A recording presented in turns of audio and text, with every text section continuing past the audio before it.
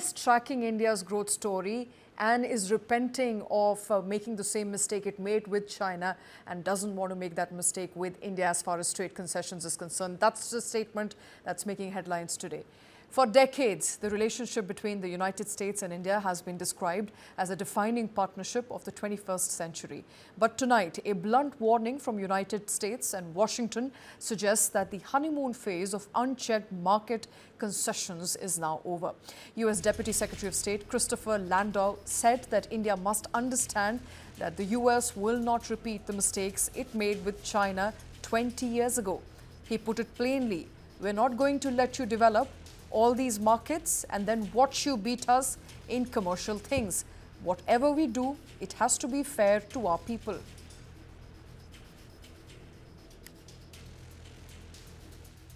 We are very much excited on focusing with India on these economic and commercial opportunities. But again, India should understand that we're not going to make the same mistakes with India that we made with China 20 years ago in terms of saying, oh, we're gonna let you, be able to develop all these markets, and then the next thing we know, you're beating us in a lot of commercial things. We're going to make sure that whatever we do, it's fair to our people, because ultimately we have to be accountable to our own people, just as the government of India has to be accountable to its people. We are not going to let India beat us. That's what you heard there, one of the spokesperson for Washington say in New Delhi today.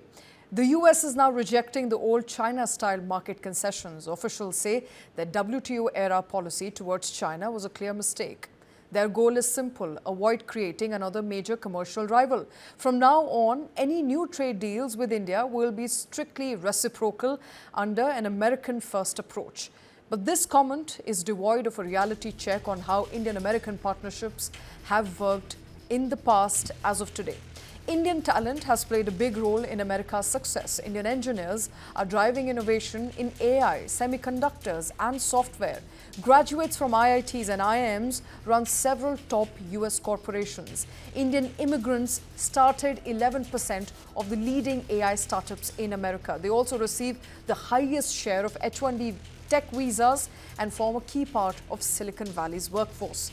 The partnership brings clear gains to both sides. Services trade between the US and India tops $60 billion a year, mostly in IT, research and digital services. India supplies more than 45% of America's generic medicines, 15% of biosimilars. These low-cost drugs have saved the US healthcare system $3 trillion in the past decade. India now makes 14% of the world's iPhones for global markets, and American companies have put $65 billion into India since 2000. India is responding to the pressure with its own strategy after Operation Sindoor. When India struck terror targets and rejected US mediation, Washington raised tariffs on Indian goods by up to 50%.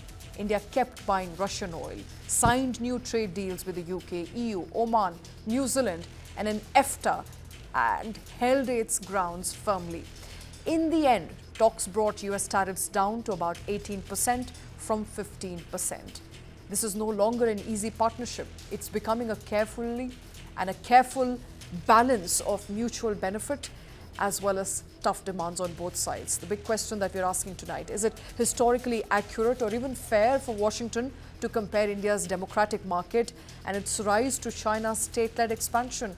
Or is this simply a tactic to extract better trade terms? And also, as India expands its trade portfolio with the EU and the UK, is Washington losing its leverage to shape India's economic future? Joining me on the show is Ujjwal Singh Bhatia, former ambassador to WTO, will also be joining me very shortly. Shubhamoy Bhattacharjee, consulting editor, Business Standard. Mr. Bhatia, thank you very much, Ambassador, for taking time out. In your assessment, when that statement is made by a representative of the United States, does it even speak of the reality on the ground today, sir? Can US really control India's growth trajectory today?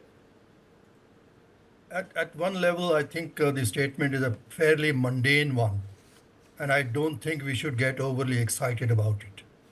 All countries with a modicum of self-respect, conduct their international relations based on their supreme national interest. The US is no exception, and neither is India.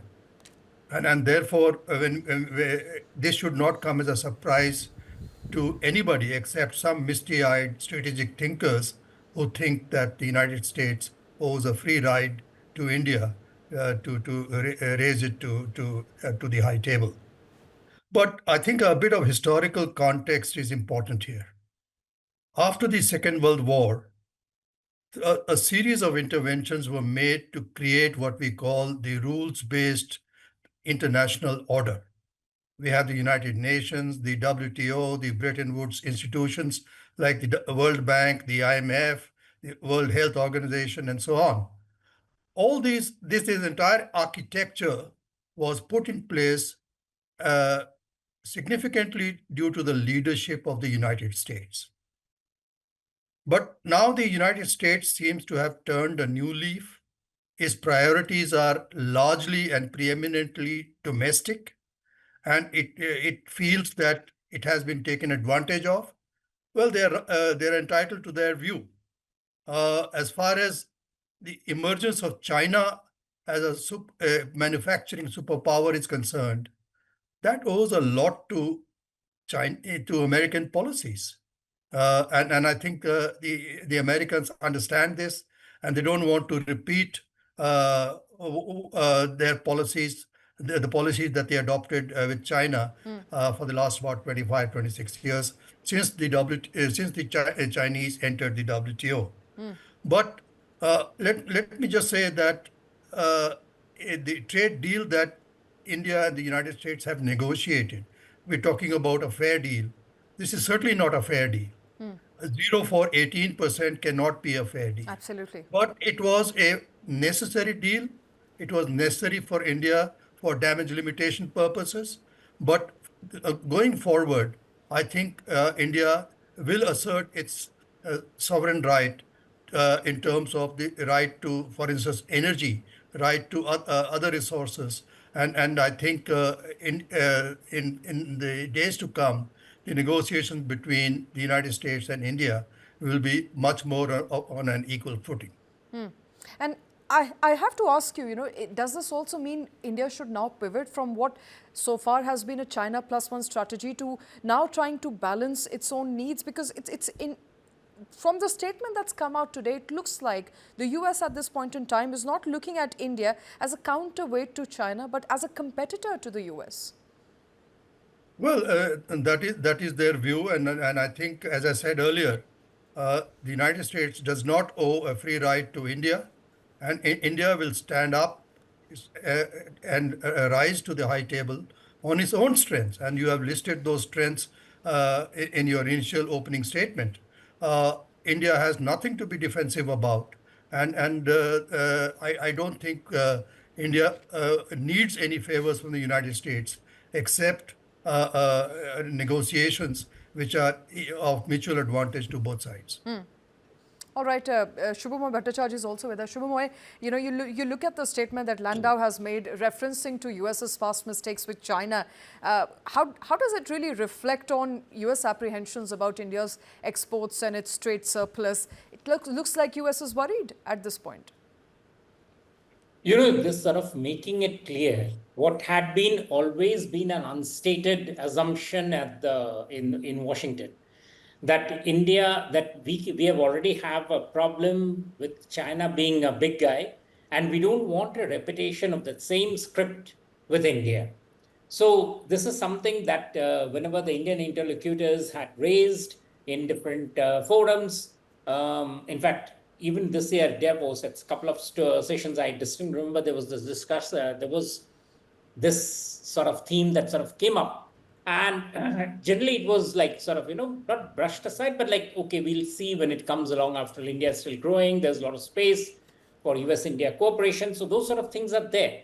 But clearly USA is looking at a hegemonic role in the world order. And it also makes sense from their point of view, because what they're trying to look at. They're looking at control of the critical minerals. They're looking at the control of renewable energy.